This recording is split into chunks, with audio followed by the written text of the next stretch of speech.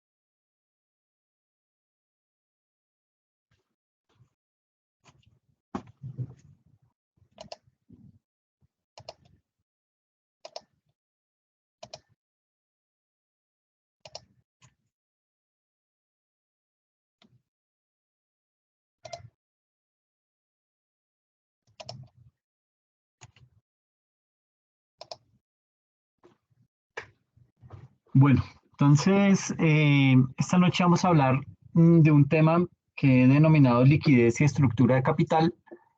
Eh, y digamos que así como lo veníamos hablando la sesión pasada, en donde hablábamos un poquito de lo que era la innovación y la globalización y cómo estos dos, no sé, fenómenos, eh, digamos que han favorecido el potenciamiento no solamente de las empresas, sino también de la forma en que comercializan sus productos, la cantidad de mercados que pueden llegar a cubrir, etcétera, etcétera.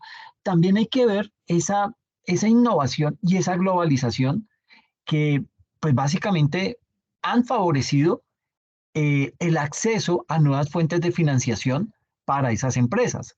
Unas fuentes de financiación, digamos que más eficientes, unas fuentes de financiación flexibles y en la mayoría de los casos, fuentes de financiación que son capaces de evaluar riesgos, pero esos riesgos digamos que los evalúan por medio de su adaptación a las necesidades de los proyectos según el sector y la región en la cual se encuentren. Entonces, digamos que cuando hay países que son muy volátiles, el caso digamos que un Bolivia, eh, Perú y Ecuador, bueno, Perú no tanto, pues, Perú ahorita está en una crisis compleja, pero digamos que son más críticos acá en la región, estados como Bolivia y como Ecuador, en donde cualquier medio problema, los indígenas se unen y tumban un gobierno. Entonces, digamos que eso genera mucha inestabilidad y eso son situaciones que evalúan entidades que financian, entidades de financiamiento, porque pues digamos que existe un riesgo más alto que de pronto, bueno, ¿y por qué se da también eso? Porque no hay unas instituciones muy sólidas. Entonces, pues digamos que eso facilita el hecho de que este tipo de situaciones pasen. Nada más miren lo que ocurrió en Ecuador, en donde el presidente, porque iba a ser juzgado como corrupto, prefirió pues llevarse el Congreso y de paso irse él, pero dijo, "Bueno, aquí me llevo a todos y todos nos fregamos y tienen que volver a elegir a otros congresistas y a otro presidente, pero bueno, digamos que se salió con la suya, lo cual es malo, ¿sí? Eh, pero pudo ser mucho peor porque pudo ser de pronto un dictador que se tome el gobierno, etcétera, etcétera. Entonces, digamos que a donde quiero llegar, y no para meterme en política, es que hay estados que son más vulnerables que otros, ¿sí? No solamente desde el punto de vista político, también desde el punto de vista económico. Vulnerabilidades como por ejemplo la que tiene Venezuela hoy en día, que no solamente la tiene desde el campo político, sino que también desde el campo económico, en tema inflacionario, en tema de inseguridad jurídica, todo ese tipo de cosas, o por lo menos un Zimbabue en África, un país que, bueno, no está de más mencionar que Zimbabue fue ese país que tomaron como ejemplo para la película de Pantera Negra. Yo me veo todas las de Marvel, bueno, no las de Marvel, la cantante, sino las de Marvel. Y ahí en Pantera Negra hablan de Wakanda. Wakanda lo tomaron, digamos que tomaron como punto de partida Zimbabue y crearon Wakanda. Wakanda pues es una ciudad, bueno, un estado eh, oculto, un estado que tiene un desarrollo tecnológico impresionante, gracias a qué? Al vibranio, que es como un mineral muy rico y que solamente se consigue en esa ciudad, en ese país, en ese estado.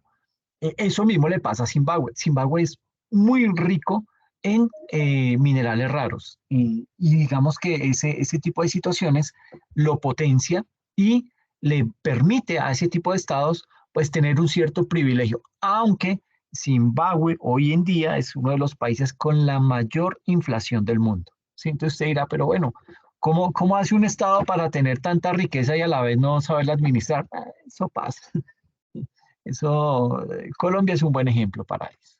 Entonces, digamos que ese tipo de evaluaciones de riesgo son las que se hacen desde cualquier punto de vista cuando alguna entidad busca financiamiento. Y cuando hablo de entidad, no solamente estoy hablando de empresas, de MIPIMES o grandes empresas, sino también estamos hablando del Estado.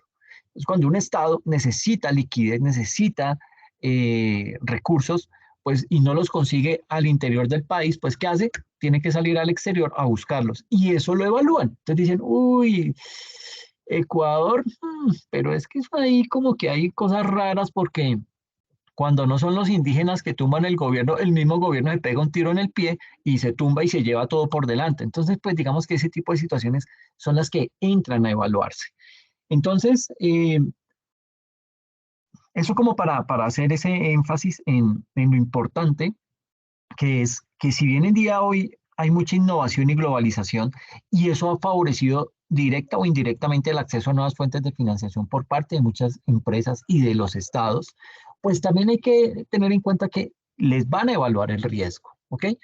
Eh, y digamos que de esa misma manera han difundido lo que es la utilización de nuevos productos y la aplicación de metodologías ya digamos que un poco más sofisticadas, más avanzadas para lo que es la evaluación financiera en la toma de decisiones sobre proyectos de inversión. ¿Por qué hacen eso? Porque básicamente eh, los mercados son complejos, ¿sí? Los mercados son segmentados y cada vez son más especializados. Entonces usted ya hoy encuentra que hay mercados, por ejemplo, eh, Uber, esas plataformas tecnológicas que se encargan de mm, prestar el servicio de transporte, ya digamos que hoy en día están evolucionando a sacar del mercado a los conductores, que son personas físicas, que son personas que manejan los carros, reemplazarlos por carros autónomos con el propósito de, pues, quedarse con todo el mercado y todas las ganancias para ellos. Hoy en día las tienen que compartir con, no sé cómo le dicen al conductor, ellos tienen un nombre para el conductor. Entonces, la tienen que compartir con ellos. Y pues digamos que de una u otra manera, pues ahí se benefician ambos, pero el propósito ahorita y gracias a esa innovación es que no solamente Uber se dedique a, digamos que a seguir manejando el negocio tal cual como lo conocemos hoy, sino que también busca quedarse con la mayor parte del mercado y es a través de vehículos autónomos. Y usted me dirá, pero eso se va a demorar, eso no sé qué, eso, eh, digamos que eso funciona en culturas muy educadas, en culturas donde respetan las señales de tránsito, sí, eso es cierto. Pero precisamente se están ensayando en países desordenados como los suramericanos, los latinoamericanos y sobre todo, los asiáticos, pero toda la parte de Asia-Pacífico, ¿ok? Esa parte que hoy en día es catalogada como economía emergente, pero que digamos que su cultura todavía es un poco desordenada. No, no, para nada, o sea, si nada más mire un Filipinas, mire un Tailandia, y falta ver, nada más tiene que, no le estoy diciendo que se vaya a conocer, sino que mire, por lo menos a nivel de películas o de documentales, los caos tan terribles que tienen a nivel de tráfico porque hay escasez de vías, son países superpoblados, etcétera, etcétera, y eso pues dificulta aún más ese tipo de cosas. Y allá es en donde entrenan esas máquinas, en donde entrenan esos vehículos para que estén en capacidad de frenar y de esta manera, cuando esa tecnología ha aprendido a comportarse en un territorio como esos, pues digamos que la máquina ya, eso se llama aprendizaje de máquinas, ese aprendizaje de máquina que ha adquirido ese vehículo, pues ya lo hace una herramienta, primero, confiable, segundo, reduce y minimiza al máximo el riesgo de caer en algún tipo de accidente y pues esto maximiza las utilidades de las empresas. Entonces, para allá va todo ese segmento, ¿ok? Cada vez todo se está automatizando más y otro segmento que piensa abarcar Uber dentro de toda su filosofía es el tema de los camiones, por ejemplo, en Estados Unidos. Yo en alguna época, en otra materia, les decía, mire, si algo le gusta al gringo es manejar camión. ¿Por qué? No sé. Pero ese man es feliz manejando camiones, ¿sí? Porque pues sus vías son amplias y a propósito de las vías de Estados Unidos sí han visto que son muy anchas, muy rectas, como que uno se duerme manejando, pues esas vías están diseñadas para que si hay alguna emergencia aérea, ahí pueda aterrizar un avión. ¿Ok? Por eso son así de amplias, por eso son rectas, pensando en ese tipo de emergencias. Y también en tema de guerra, pues cuando si llega a haber una guerra, pues que ahí puedan aterrizar aviones sin ningún problema y pues con el menor impacto posible. Entonces, dentro de esa línea de mercado, Uber está pensando en crear camiones autónomos para desbancar a los camioneros norteamericanos y de esta manera abarcar ese mercado. Entonces, mire para dónde va la tendencia de los mercados y digamos que esa parte de lo complejizados y los segmentados que son cada vez y lo especializados que son cada vez más los mercados. A propósito, les recomiendo que se vean una película y eso, pues digamos que hace parte de digamos que eso lo vamos a tener en cuenta. Espérenme, yo cómo entro al chat. Aquí, listo. Eh, Se llama, y yo creo que ya la han visto por ahí, Air, creo que es la historia.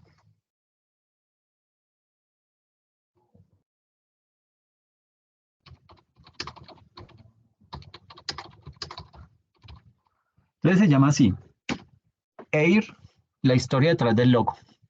Es la historia de Nike. Como Nike es considerado un unicornio, es una empresa de más de $1 billón cuando nació, cuando tuvo ese crecimiento exorbitante. Y básicamente esta película lo que hace es, bueno, cómo logra Nike poderse quedar con el mercado de los basquetbolistas en Estados Unidos. Un mercado que era dominado prácticamente por Converse, luego en segunda instancia era por Adidas y en última instancia era Nike.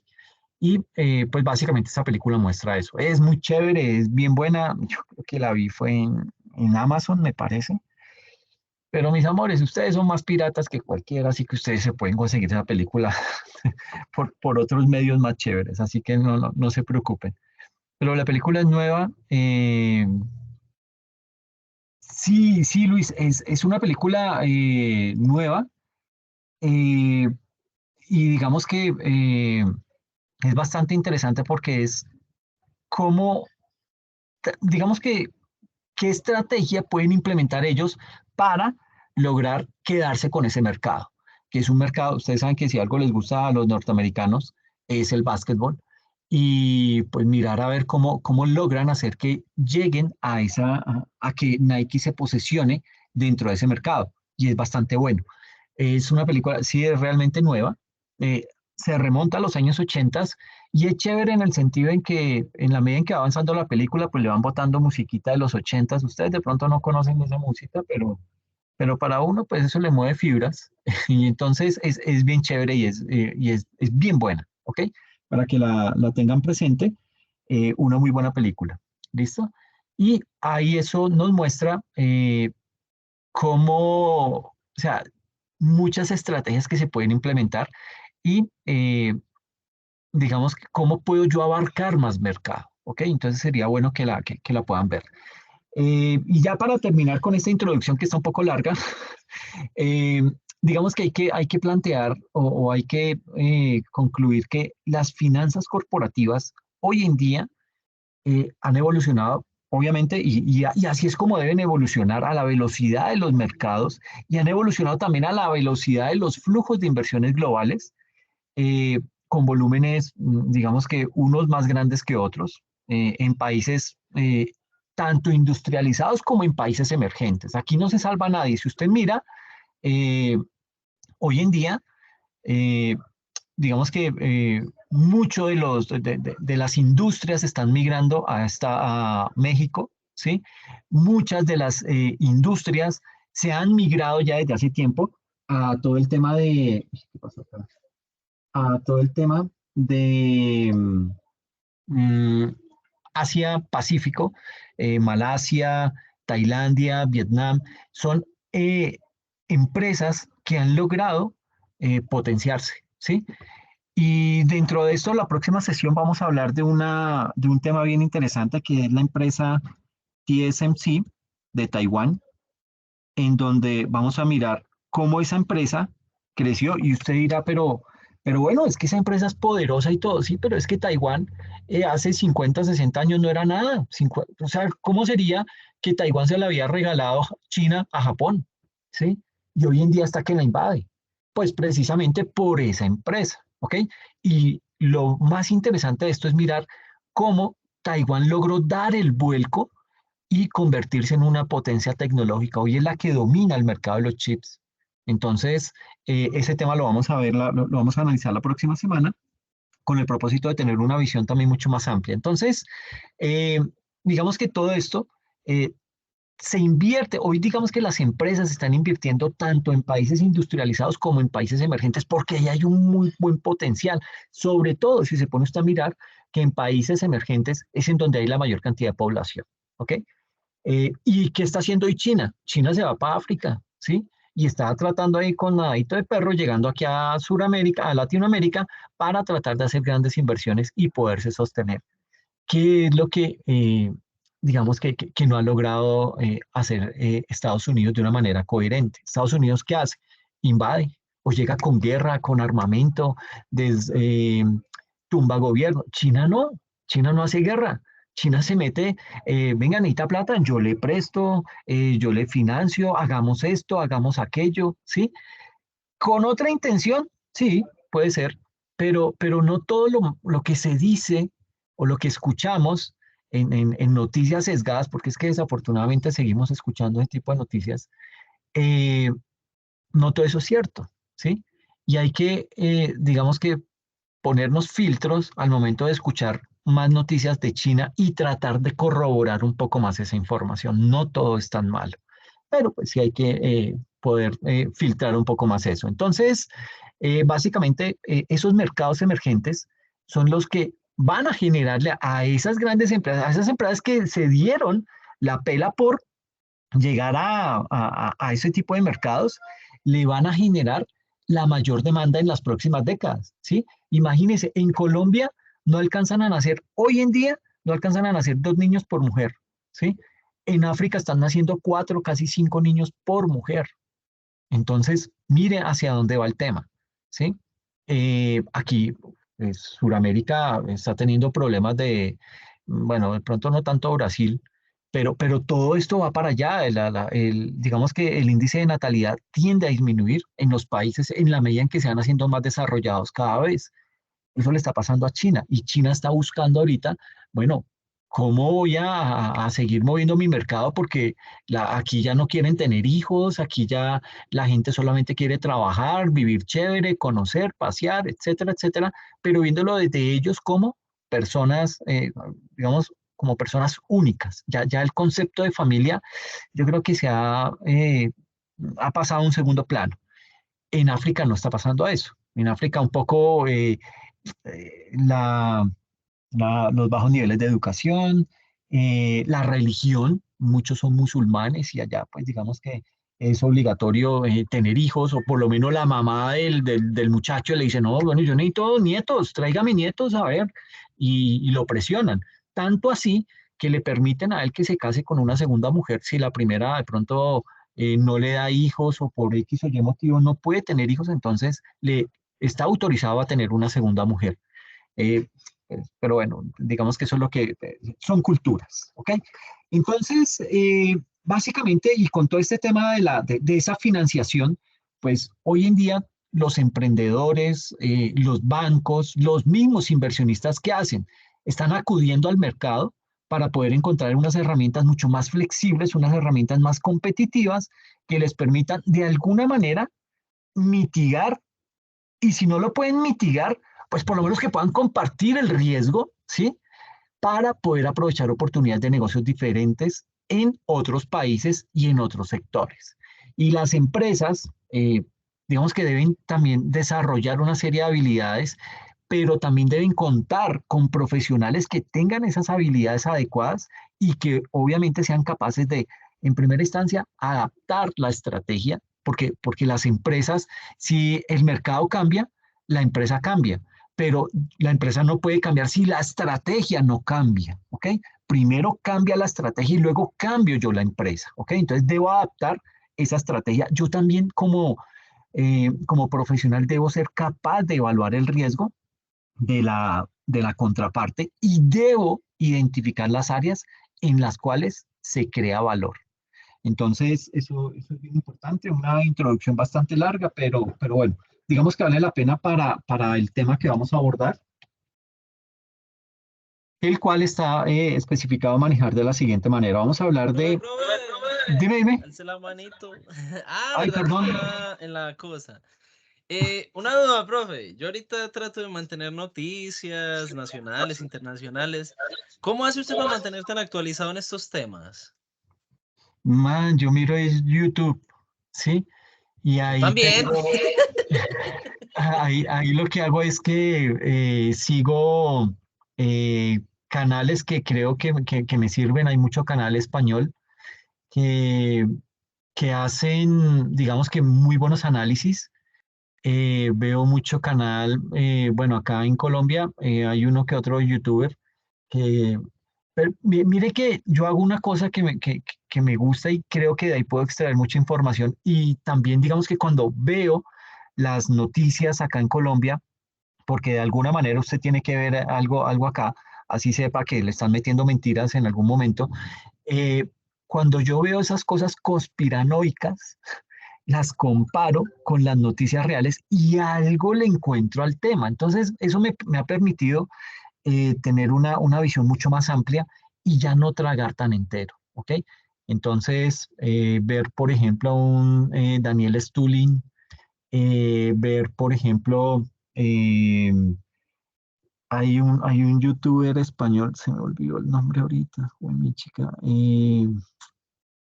bueno, ahorita que me acuerde el nombre, se los digo. Hay un empresario español que lleva mucho tiempo viviendo en China y él se encarga de, a través de su canal, de desmentir las cosas que en Occidente nos meten en contra de China. Y él dice, no, pero miren, en China pasa esto y esto. Y ustedes piensan que porque es que Estados Unidos le quiere cerrar las puertas a China, entonces China es el malo, pero mire que China nunca ha hecho esto, China nunca ha hecho aquello.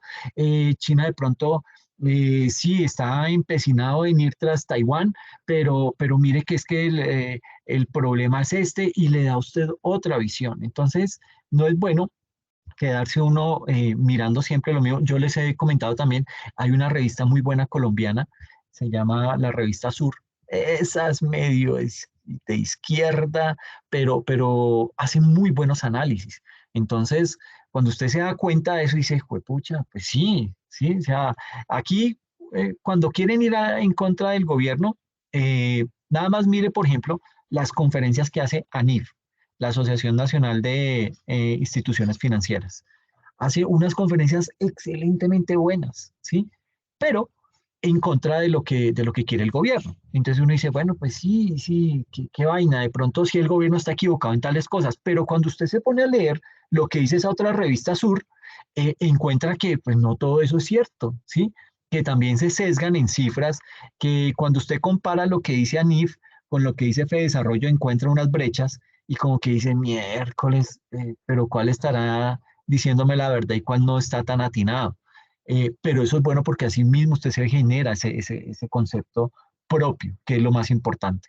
Entonces, sí, yo la mayoría, y para darte respuesta, Jason, yo miro es más YouTube que otras cosas. Yo no me centro tanto en ver esa televisión nacional. Veo sí mucha película, hermano. Pero, pero sí, eso me gusta mucho, ver canales en YouTube. Bueno, entonces, básicamente, el tema que vamos a desarrollar hoy está enfocado en tres grandes bloques. Vamos a mirar por qué es importante la liquidez para una organización. En segunda instancia, vamos a hablar acerca de la optimización de la estructura de capital, que es la clave para la planeación estratégica financiera.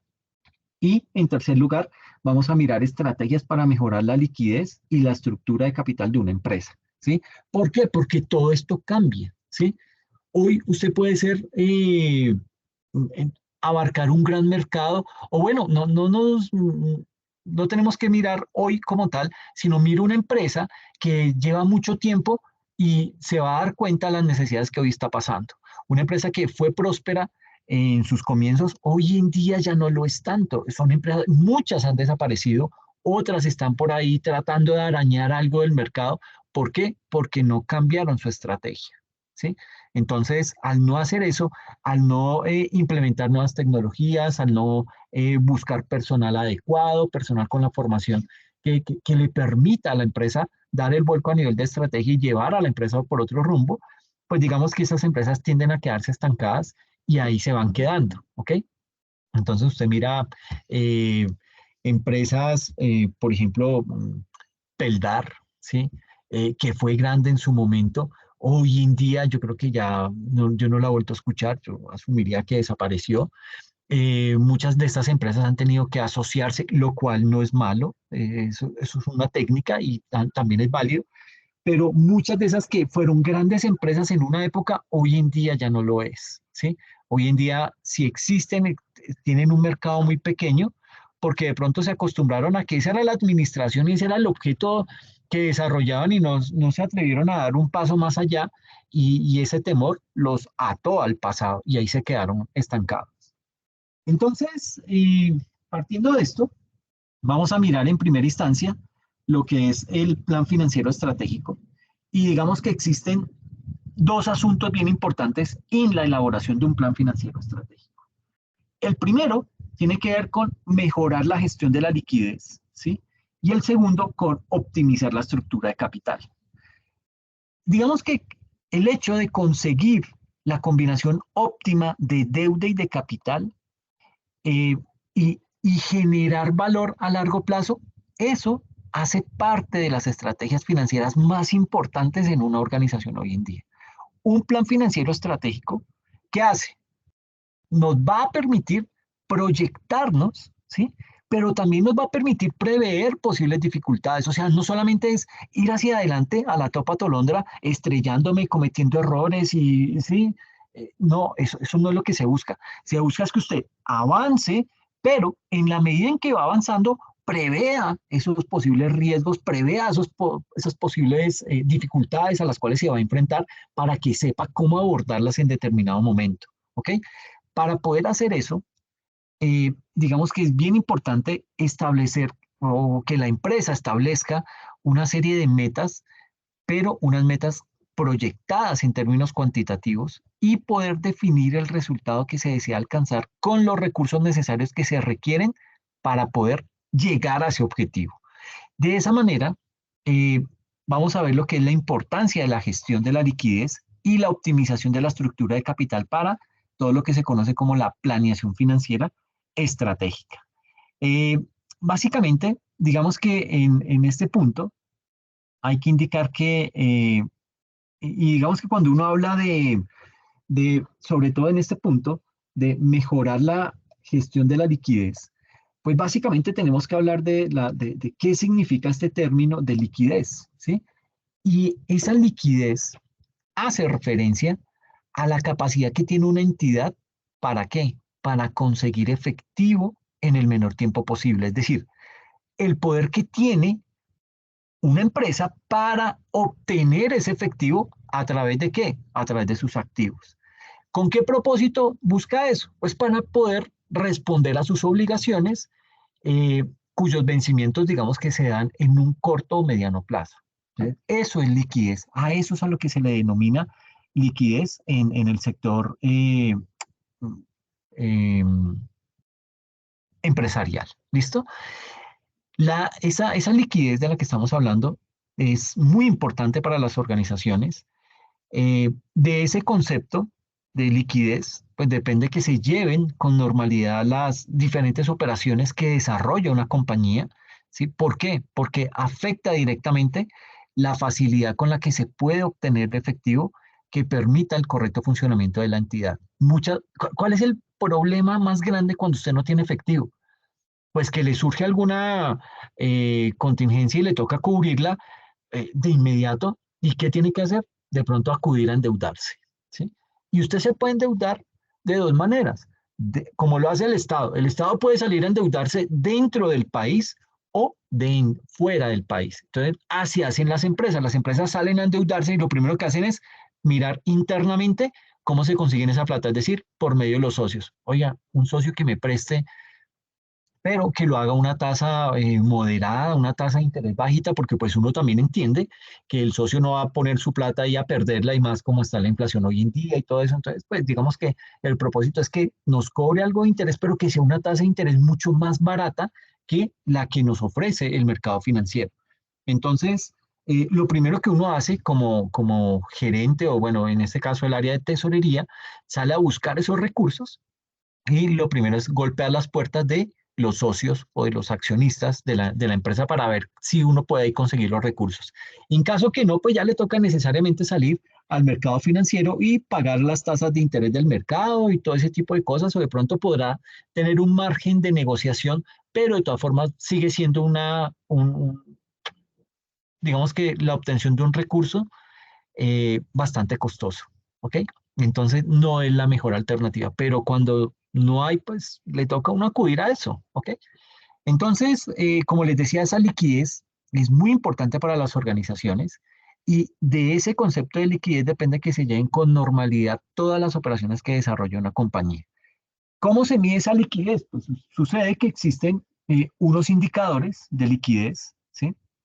Eh, y esos indicadores de liquidez cumplen una función bien importante y es la de evaluar la capacidad de una empresa para generar suficiente dinero en efectivo.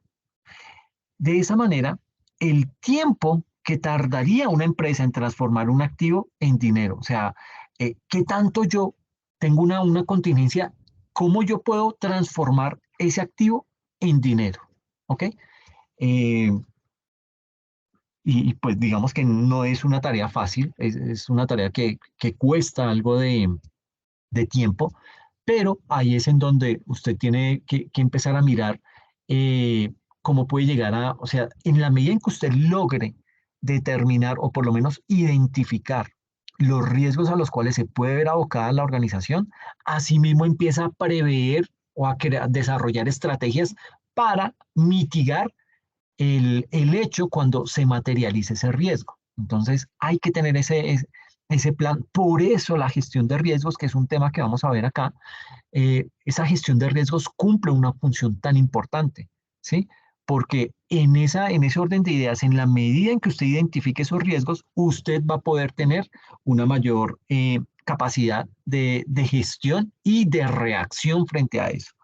Entonces, básicamente estos indicadores de liquidez se usan para determinar lo que es la capacidad que tiene la organización de enfrentar las obligaciones, como por ejemplo el pago a proveedores, ¿sí?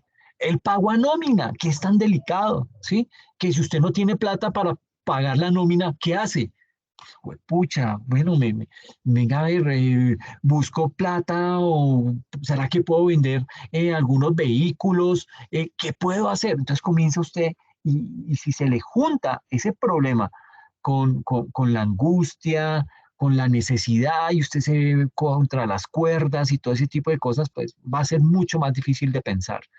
Por eso es que, reitero, esa gestión de riesgos es tan importante al interior de todas las organizaciones.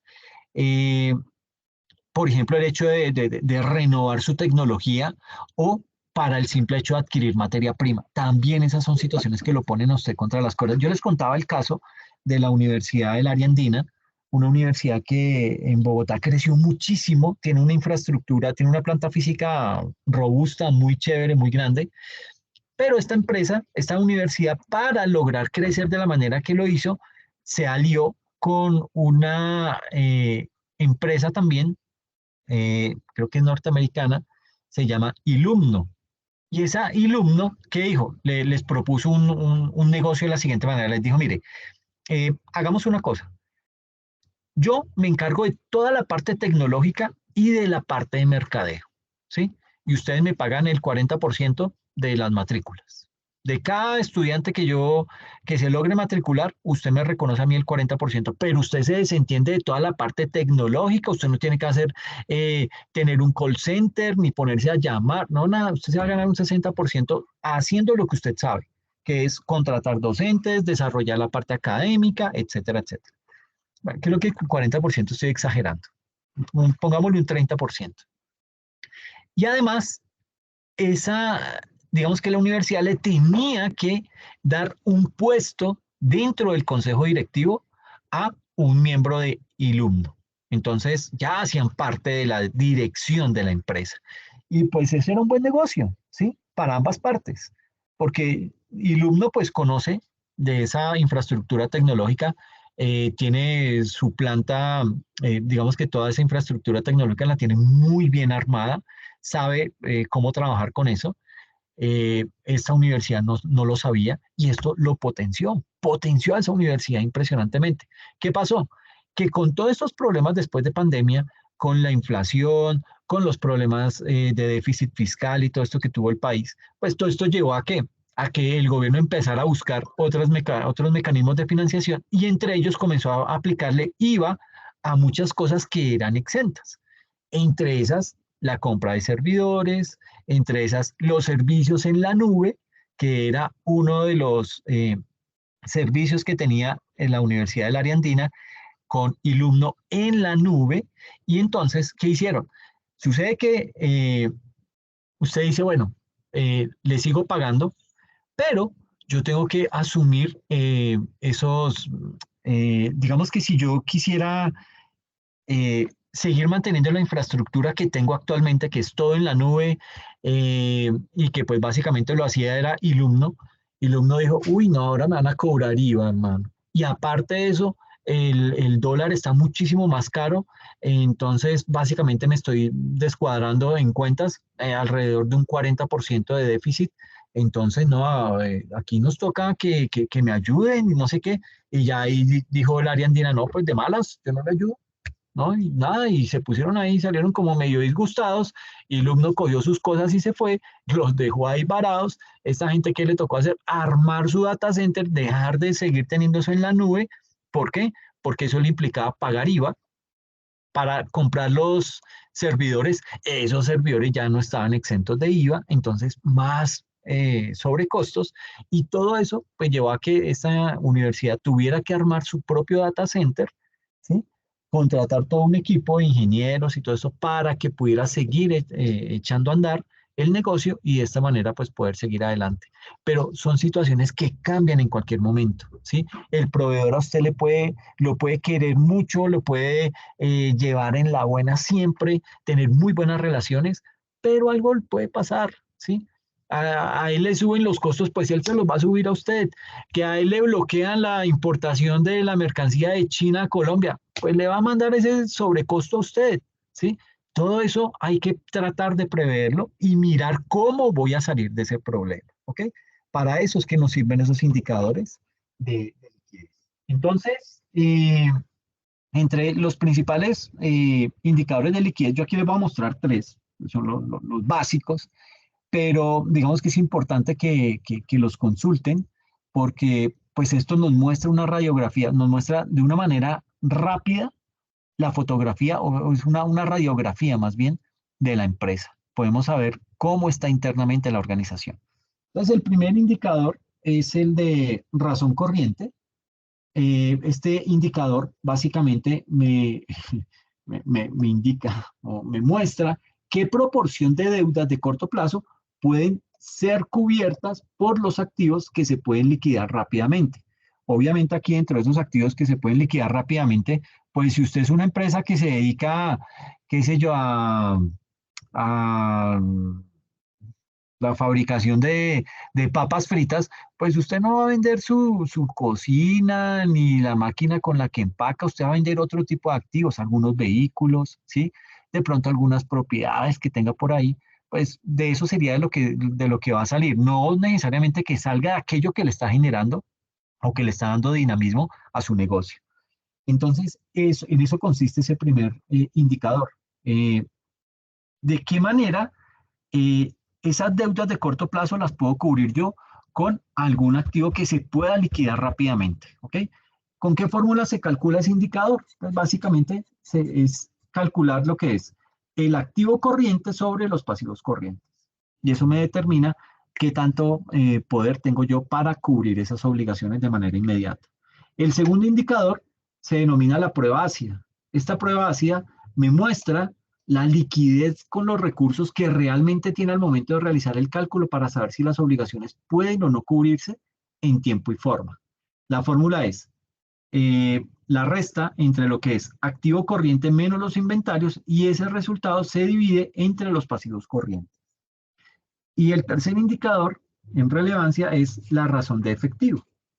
Este indicador me analiza la capacidad de una empresa de adquirir compromisos a corto plazo sin tener en cuenta su flujo de venta, el tiempo o la incertidumbre de los demás activos. Y su fórmula es el efectivo disponible, es decir, todo lo que tenga usted en caja y bancos, y eso lo divide entre los pasivos corrientes. De esa manera usted está mirando, está evaluando qué tan rápido puede llegar a cubrir una obligación de inmediato si es que se le llega a presentar, si es que lo tiene que hacer de una vez, ¿ok? Temas laborales, temas de proveedores, ¿sí? Que usted tiene que mirar cómo lo resuelve de manera inmediata y en el menor tiempo posible. Luego de esto, digamos que ya pasamos al segundo ítem que se denomina la optimización de estructura de capital, que es clave para la generación, para la planeación estratégica financiera. Y aquí básicamente lo que nos quiere decir este título es que para que una organización pueda financiar sus operaciones, esas organizaciones necesitan ¿qué? Unos recursos, ¿ok? Ahora, esos recursos se pueden obtener mediante el financiamiento propio o a través de los aportes de capital de socios, ¿sí? O se pueden obtener mediante deuda, ¿ok? Yo cuando hablábamos en la sesión de normas internacionales de información financiera, cuando estábamos viendo lo de propiedad, planta y equipo, había un esquemita que yo les mostré y les decía, mire, eh, existen dos posibilidades para que una organización pueda obtener eh, activos fijos que se denominan propiedad, planta y equipo. Se denominan propiedad, planta y equipo porque son activos que usted utiliza en el desarrollo del objeto social de la empresa. Entonces, usted para poder adquirir esas propiedades, plantas y equipo, básicamente lo hace con recursos porque tiene excedente de tesorería o porque tiene que prácticamente endeudarse. Y ahí comenzaba a mostrarles un esquema que es bien interesante, es sencillo, pero digamos que nos muestra la radiografía de lo que hace a nivel organizacional una empresa. Entonces, básicamente es eso. Digamos que de qué manera pues las organizaciones hoy en día eh, pueden suplir su desarrollo empresarial o su día a día, sus operaciones, y pues para eso ya necesitan unos recursos y esos recursos son los que usted puede llegar a conseguir mediante financiamiento propio o a través de los aportes de capital de socios, es decir, poder decirles, mire, hagamos una emisión de acciones y aquel que me compre más, pues es que esa plata la necesito para desarrollar tal proyecto. Ah, ok, listo, me parece bien y compran más acciones, tienen más poder sobre la empresa, ¿sí? Pero digamos que es un mecanismo. O la otra es pedirle, bueno, a un socio, bueno, mira, me puede prestar tanto, mire, yo le reconozco tanto intereses, no sé qué, si sé más, y voy a desarrollar este proyecto nos va a generar un retorno de la inversión en tanto tiempo, no sé qué, o sea, vender el proyecto completo para mirar si esos socios nos pueden financiar. O si no, pues básicamente habrá que buscar recursos a través de préstamos o de la emisión de títulos de deuda como bonos o acciones preferentes, ¿ok? Que ahí ya aquí lo que estoy haciendo yo, salir al mercado y decir, mire, tengo tantas acciones, ¿quién me las compra? Lo que no le gusta mucho a los accionistas actuales, porque ellos dicen, uy, pero entonces va a llegar más gente, vamos a tener que distribuir más las utilidades, no me voy a ganar lo mismo que antes. Esa partecita genera cierto choque al interior de los accionistas. Por eso lo primero que uno debe hacer y en forma ética es ofrecerles a ellos primero la alternativa, que ya no la quieren aprovechar, ok, entonces ya no me queda otro mecanismo a mí como gerente sino salir a vender ese tipo, a buscar esos recursos en el mercado.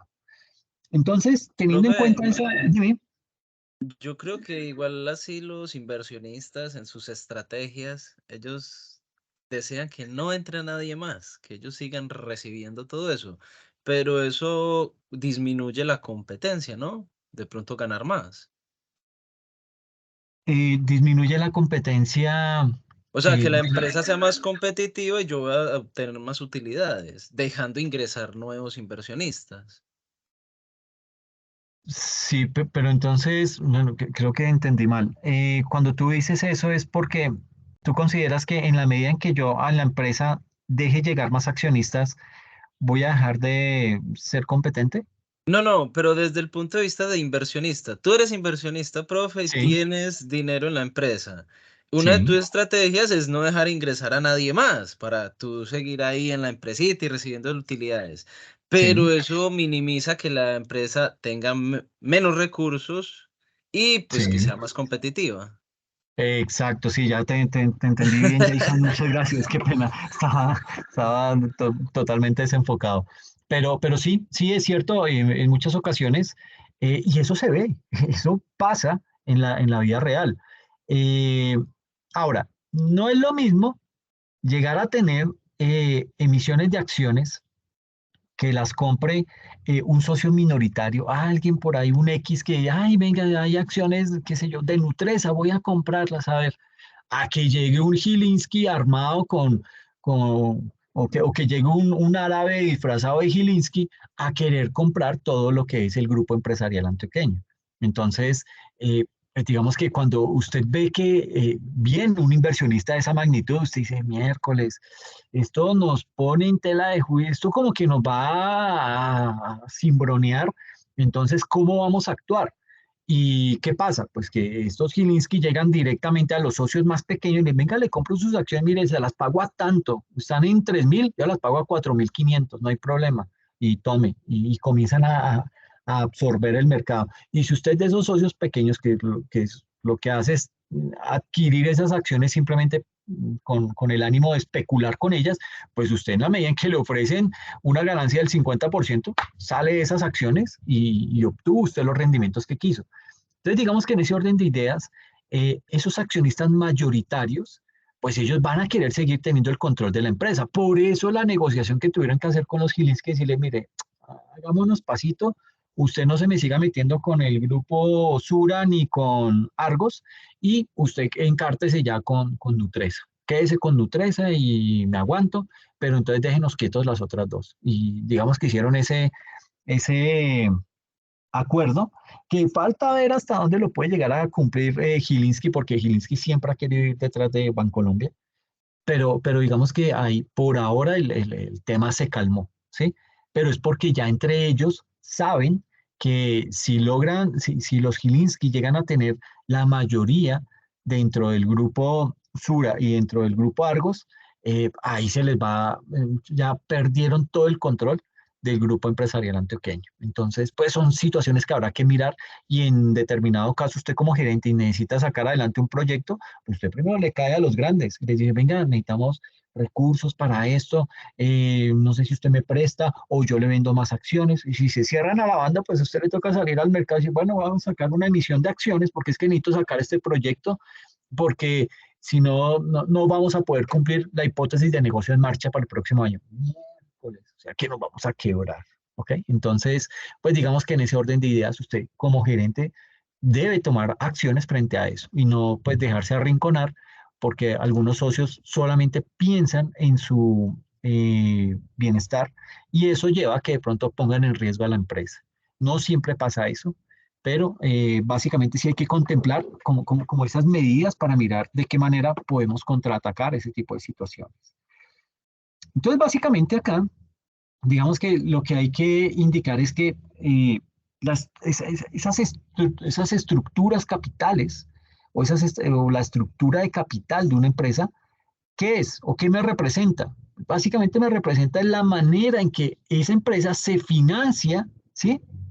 ¿Y cómo se financia? Con deuda como con capital propio, ¿ok? O sea, si me consigo el capital por parte de los accionistas, eso es capital propio. Si no, tengo que salir al mercado financiero a endeudar. ¿Ok? Y digamos que ese aspecto resulta ser bien importante. ¿Por qué? Porque la relación deuda-patrimonio afecta la gestión financiera de las organizaciones.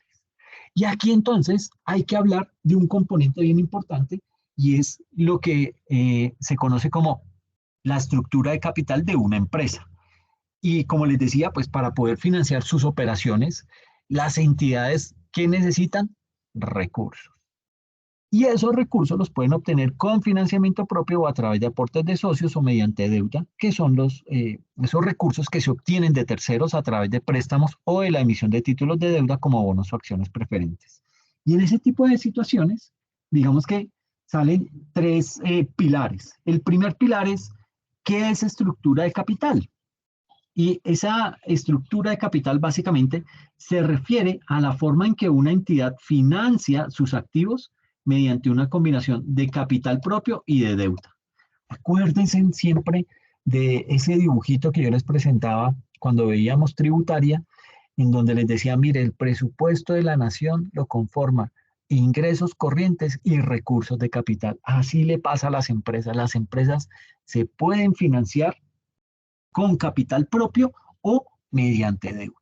En cualquier momento van a caer en tema de deuda. ¿Ok?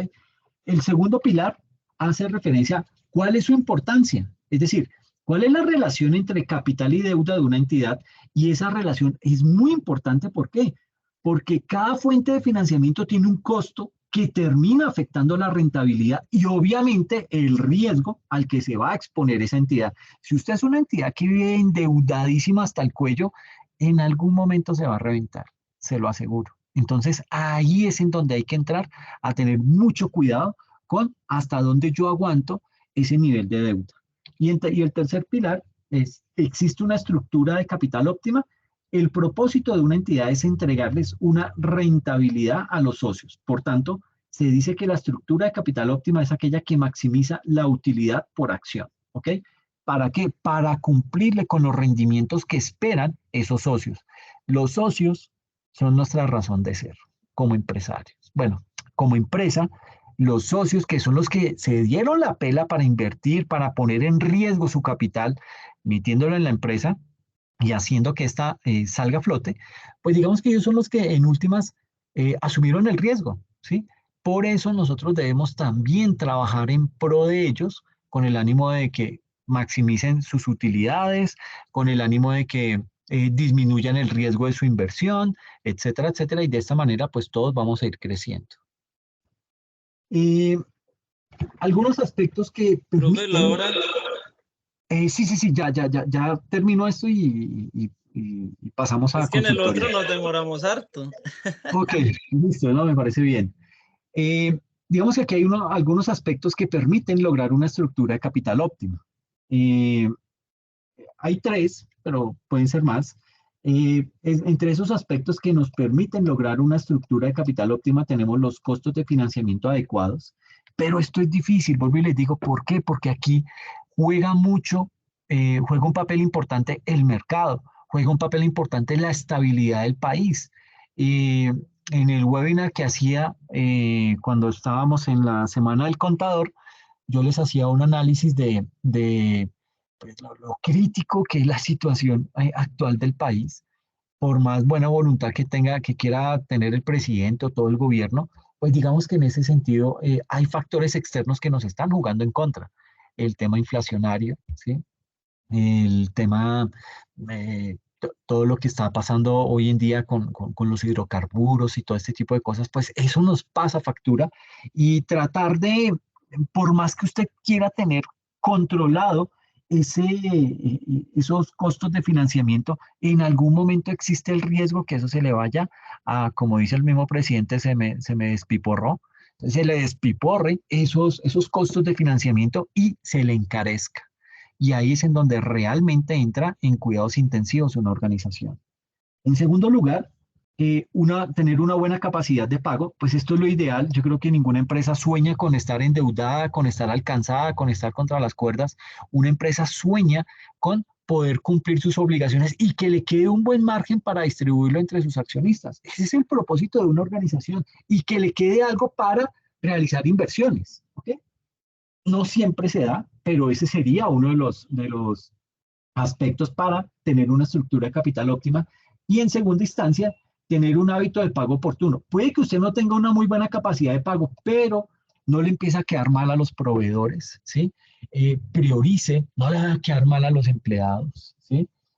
Mire lo que le pasa al Deportivo Cali, si aquí hay un hincha del Cali, me perdona, pero Pero mire que el Cali ahorita está en esa crisis, pues básicamente porque no hay plata, no tienen cómo pagarles a ellos y ellos pues también tienen sus obligaciones. Entonces, un jugador de estos desmotivados que hace, pues no le mete la ficha a los partidos y los pierden y están ahí chilingueando en que de pronto para el descenso y ese tipo de cosas. Entonces, habrá que tener mucha precaución con eso. Entonces, básicamente acá y para ya ir cerrando el tema, digamos que la relación entre capital y deuda de una entidad o de una empresa también resulta importante debido a que cada fuente de financiamiento tiene un costo y ese costo termina afectando tanto la rentabilidad como el riesgo al que se expone esa empresa.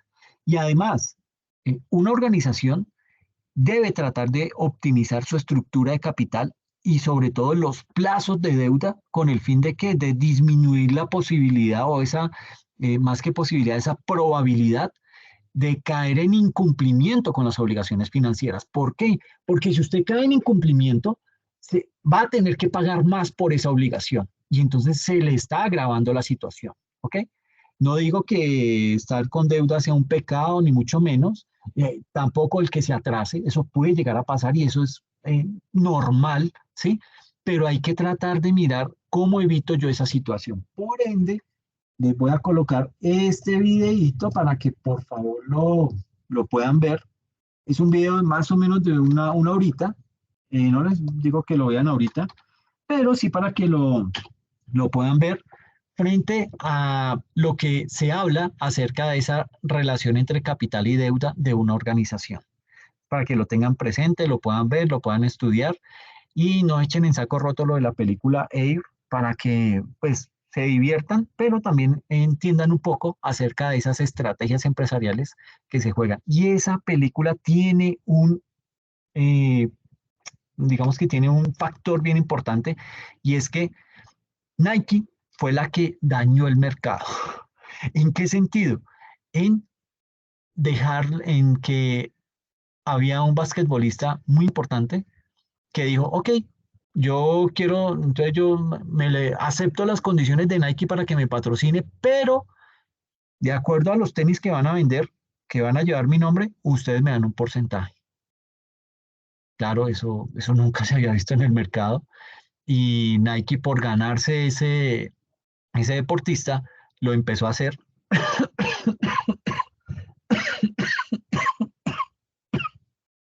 perdón, Nike lo empezó a hacer y llegó hoy en día, ese deportista genera como ingresos pasivos anualmente 400 millones de dólares, sin hacer nada, sin mover un solo dedo. 400 millones de dólares. Entonces, por favor, vean esa peliculita, vean este video. En la próxima sesión vamos a hablar de otras estrategias, eh, de otras estrategias que tenemos acá. Y también vamos a hablar del papel preponderante que juega el área de tesorería dentro de una organización. ¿Listo? Bien, pues no sé si de pronto hay Listo. alguna inquietud, alguna pregunta al respecto. Yo voy bien. Perfecto, bien, bien, bien. Listo, entonces si no hay preguntas, entonces pues pasémonos para consultoría tributaria, ¿les parece? Solito. Listo, listo. Bueno, entonces nos vemos allá. Profe, Muchas gracias. Dime, dime, dime. no, iba a hacerle una consultica porque pues igual consultoría, la clase como tal empieza a las 8, ¿no? Entonces Sí. me preocupa es que de pronto no vayan a estar pues los otros compañeros precisamente por eso, porque la clase empieza a las 8.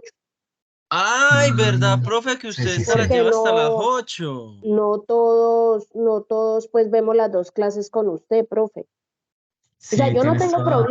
yo no tengo Sí. problema, pero pues yo sé que hay compañeros que no ven estrategia financiera, entonces pasamos a consultoría, pero pues no todos Mm, van a estar sino hasta las 8. Sí, sí, sí, tienes toda tiene la razón, razón. profe. Sí, porque es que la otra clase es de 6 a 7:30, entonces yo como que, ay, la otra clase. Sí, sí, sí, no, pero no hay problema. Entonces yo creo que hablemos de esta última diapositiva acerca de las estrategias para mejorar la liquidez y estructura del capital de una empresa. terminamos eso y les dejo ahí unos minutos para que se tomen un refrigerio y lleguen con las pilas puestas a las 8 en punto para arrancar en consultoría, ¿ok? Ah, profe, yo ahí en el chat también puse unas duditas del examen Sí, las de... acabo de ver, entonces Ah, la listo. verdad no lo había revisado, Jason, pero ahorita me quedo mirando el tema para ver qué fue lo que pasó y en determinado caso, pues si hubo algún error, hubo alguna inconsistencia en el examen, yo asumo la responsabilidad y esos punticos se los reconozco, ¿ok? Pero igual es por si acaso el otro examen, entonces digamos revisarlo antes de eso. Es que rarísimo me Es pareció el muy examen. raro, sí, sí, Dale no, pues, no entiendo sigamos. qué pudo haber pasado. Pero bueno, eh, retomando entonces esta diapositiva que es el tercer punto que teníamos planeado tocar hoy, las estrategias para mejorar la liquidez y la estructura de capital de una empresa. Digamos que aquí lo que voy a hacer es listar algunas de esas estrategias financieras que son consideradas como de pronto las más importantes o las más relevantes para las empresas. ¿En torno a qué? Precisamente a mejorar la liquidez y obviamente a optimizar la estructura de capital. Ahora bien, hay que tener presente que cada empresa es diferente, ¿sí? Por lo tanto, la aplicación de una estrategia hay que analizarse para cada organización en particular. Eso es como la política contable. No porque la empresa pertenece al mismo sector y vende los mismos productos que yo, entonces la política que ellos han implementado de inventario yo la puedo aplicar. No, son totalmente diferentes, son mundos aparte, son modelos de negocio que en muchas cosas varían, entonces es mejor no caer en ese tipo de errores. Y lo mismo pasa con este tema de las estrategias a nivel organizacional. No porque esa estrategia le funciona a una empresa en particular, significa que me va a funcionar a mí como tal. Y eso se van a dar cuenta cuando vean la película Air. ¿Por qué? Porque yo les decía que Converse tenía digamos que cubría como el 55% del mercado de los basquetbolistas en Estados Unidos. Eh, Básicamente Adidas como el 35% y le quedaba como un 10, un 12% a Nike. ¿Ok? ¿Qué hizo Nike después de haber adquirido el patrocinio de ese jugador? Le quedaron tantos recursos que pudo comprar Converse. ¿Ok? Entonces, mire que la estrategia que tenía Converse en su momento no le sirvió para seguirse sosteniendo en el mercado. Así fuera la primera, era la empresa líder en el mercado del básquetbol en Estados Unidos. Todos los basquetbolistas querían usar esos tenis. Y llegó Nike con esta idea, le rompió el mercado, la compró y los acabó por completo. Entonces, para que tengan presente eso. Entonces, básicamente, la primera estrategia, digamos que es conseguir la combinación óptima de deuda y capital, ¿sí? ¿Por qué es importante eso? Bueno, digamos que aquí es importante encontrar ese punto clave, encontrar esa combinación adecuada. ¿Por qué? Porque eso me va a permitir reducir el costo financiero. ¿Ok? Una estructura de capital óptima, ¿qué hace? Me permite a mí reducir esos costos de financiación. Y si yo reduzco costos de financiación, voy a poder reducir los riesgos de la deuda. ¿Ok? En segunda instancia, tener una adecuada estructura de deuda en la que se cuente con plazos de pago razonable y la liquidez necesaria. No significa que porque usted tiene la plata, entonces, no, yo voy a mandar esa deuda a 15 años, como si fuera una deuda hipotecaria. No, no se justifica porque es que usted va a tener que pagar intereses, ¿sí? Ahora, usted me puede llegar a decir, pero entonces lo mismo hace Mark Zuckerberg, que le dieron un crédito hipotecario muy barato, tanto así que él prefirió adquirir esa hipoteca que pagarla de contado a sabiendas que tenía la plata lista para comprar eso, para comprar esa casa. Y en algunos momentos es bueno el endeudarse, ¿sí? Resulta ser en algunas ocasiones un mejor negocio adquirir una deuda que usted desprenderse de todo su capital de un momento no más.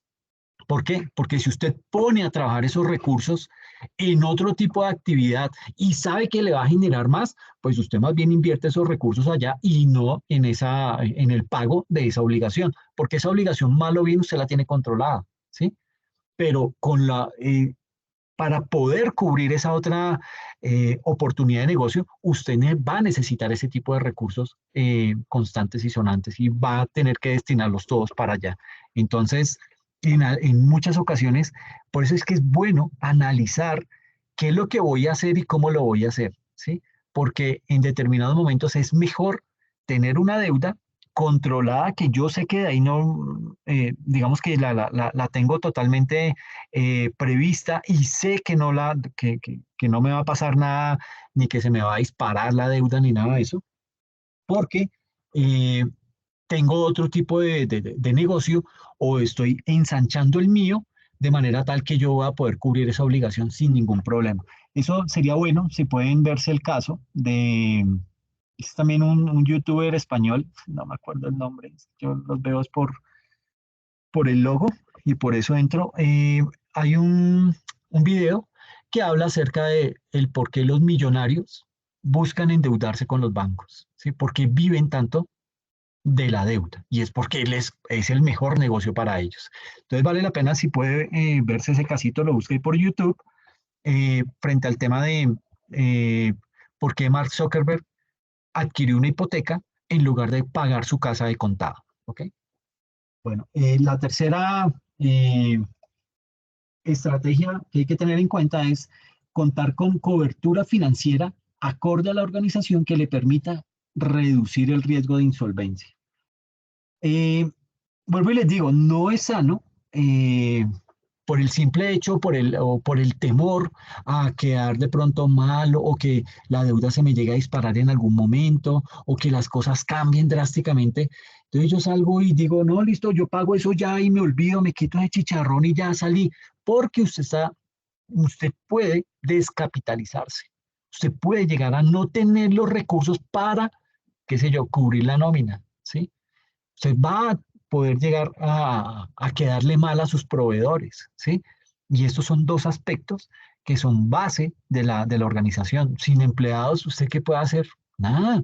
Y si de pronto se gana, está asumiendo un riesgo a nivel reputacional, porque eso puede salir en noticias, pueden hacerlo ver a usted como un mal gerente, como un mal empresario que no está siendo capaz de cumplir con sus obligaciones.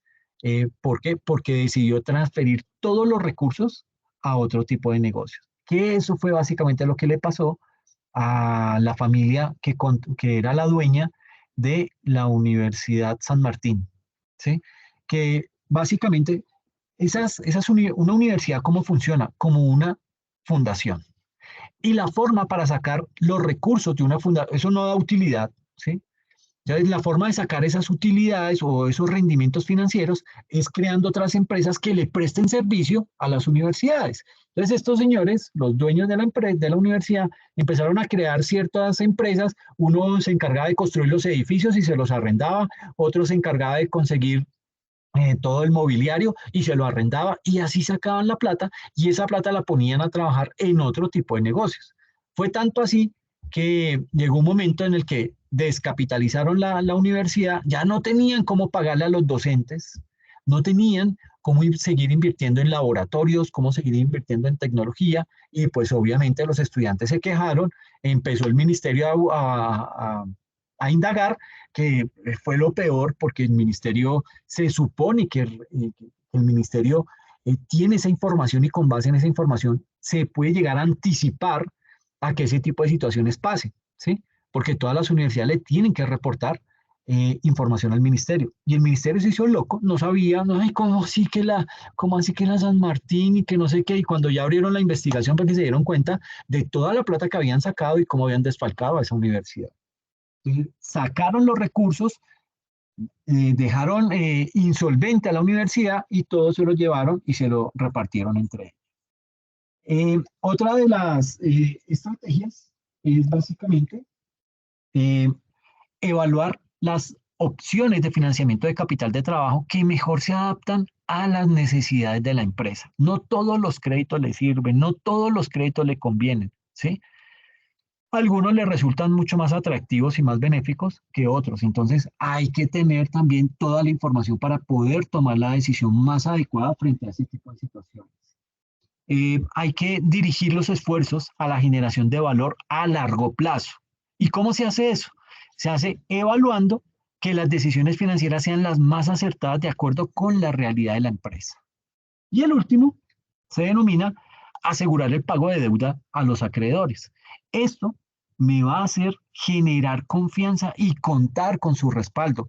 Si yo le he cumplido a usted siempre, puede que el día que usted caiga en la mala, usted le diga, venga, usted sabe que yo le he cumplido y que he sido buen cliente y todo esto, no estoy atravesando, atravesando una crisis, no es duradera, no es larga, pero necesito que me dé una manito, que salir de esto, le aseguro que ese cliente, ese acreedor, le da la mano a usted y lo ayuda en esa situación difícil. Que él también corre el riesgo y dice, miércoles, y si le hago, y si este man me queda mal, ¿sí? Ahí se está, digamos que ahí el riesgo lo están asumiendo entre los dos. Pero, vuelvo y digo, es toda esa historia que usted construyó siendo un buen cliente con ese acreedor, lo que le va a permitir que ese acreedor le tienda la mano en un futuro próximo en donde de pronto usted llegue a tener una necesidad de esa categoría, ¿ok? Entonces, yo creo que dejémoslo ahí. Como les digo, la próxima sesión hablamos de tesorería, hablamos de la empresa taiwanesa para que veamos esas estrategias que a nivel de gobierno también sirven para potenciar un país con puras estrategias financieras. ¿Listo? Entonces, pues nada, muchas gracias. Me quedo pendiente con lo del examen, les doy respuesta y solucionamos ese tema para que no se nos vuelva a presentar. Pero sí es muy raro, Jason. La verdad que no sé qué pudo haber No, pasado. y el ideal es, ¿solo me pasó a mí o a todos? Es que, No, pues la verdad el examen sí estuvo bastante confuso en esa parte. De no, hecho, pues yo pero ya he referente a visto, las cositas, digamos, el profe pone la pregunta y uno no puede volver a la anterior. Y yo podía ver todas las preguntas. Habían unas pero, opciones que decían A, B y C, y eso no tenía ninguna A, B y C. No, qué ah, embarrada. Y, no, o y sea, el otras que decían, es yo vi que de estrategia sí, sí, seleccione 7, 8 opciones, y yo iba y solo habían 3 opciones. No. no, sí no lo vi yo. No, el tuyo estuvo bien. A mí me pasó lo mismo que a Jason, perdón, interrumpo. Yo también, Sí. también decía, es que la opción 7 y 8 iba y uno veía y no habían esas Ah, no. opciones. No, Y entonces tampoco voy dejó a. ver la calificación ni nada. Y Ah, no. tampoco dejaba ver Ah, sí, no las dejaba. preguntas anteriores, porque uno en los otros se podía devolver y en este no dejó hacer nada de eso. Vea, pues a Jason sí lo dejaba devolver y a ti no. Qué raro. Pero No, No, a a bueno, mí mí no, tampoco. ok, no pero dejó. bueno, listo, no hay problema. Entonces lo que voy a hacer es voy a revisar uno a uno los exámenes de cada uno de ustedes para mirar y Luis Alfonso, dejemos esa nota en 5 y no peleamos. Sí, Pero, perfecto, me parece perfecto para que no se desgaste. Estamos de acuerdo. pero yo digo que tengo que mirar qué fue lo que pasó realmente porque Sí. sí se me hace muy raro. Pero igual Entonces, para sí, el otro examen, profe, por el otro que exacto. no suceda. No, me comprometo a mirar uno a uno cada uno de los exámenes de ustedes y poder determinar, porque ¿qué pudo haber pasado? Que si no les daba la opción A, B y C, pues fácilmente pudo haber sido un punto que usted perdió y era debido a un error que se cometió o bien sea al momento de cargar el examen o bien sea al momento de cuando la plataforma organiza aleatoriamente las preguntas para un cuestionario puntual. Entonces, habrá que mirar el tema bien, pero eso me implica. Profe, Sí. ese A, B y C era, digamos, el texto aparecía A, B y C, y las opciones decía A y B son correctas, B y C son correctas, pero arriba no decía cuál era A ni cuál era B. Ok, perfecto. No, está muy bien, lo tengo En claro las y. dos asignaturas me pasó. En esta me fue mal y en la otra me fue bien. Ah, miércoles, hermano. No, No, pero es que tranquilas. sí sí estuvo raro, profe, porque pues yo que he visto varios espacios con usted y también este estuvo, yo decía, Dios mío, pero ¿esto qué pasó aquí? Y sí, de verdad que sí me afectó bastante este examen. Ok, no, déjenme, yo lo reviso y miro realmente qué fue lo que pasó con cada uno y les doy su respectiva explicación, ¿ok? Y Pero todo, no y se todo. preocupen que yo no me quedo con los puntos. Si hubo un error de mi parte o de la plataforma, yo lo asumo y lo cuadramos, ¿ok? Vale, vale. Yo digo es Pues para de los dos, no pronto hay lo problema. importante es tener claridad, profe, Lo importante es que, Claudia, perdona. tener claridad, profe, si Ok, realmente fue que pues o no contábamos con el conocimiento o la plataforma estaba loca o qué fue lo que pasó, no, pero yo sí estuvo a cada extraño. uno le voy a mandar el examen con las preguntas y la respuesta correcta, ¿ok? Para que lo puedan Perfecto. comparar, pero también, En el aire, la verdad. sí, y yo también debo mirar qué fue lo que pasó, porque pues, si no, si decía, diga si A es falsa o B, A y B son verdaderas, pues, y en ninguna parte decía A, B y C, pues el error es mío, ¿sí? Pero entonces sí voy a mirar eso con mucho detenimiento, ¿ok? Bueno, vayan y tomen algo y nos vemos a las 8 en consultoría, ¿listo? Con las pilas puestas. ¿Bien? Vale, Listo. profe, gracias. Listo, profe, Bueno, gracias. ustedes, cuídense Chao a mucho. todos. Ok, chao.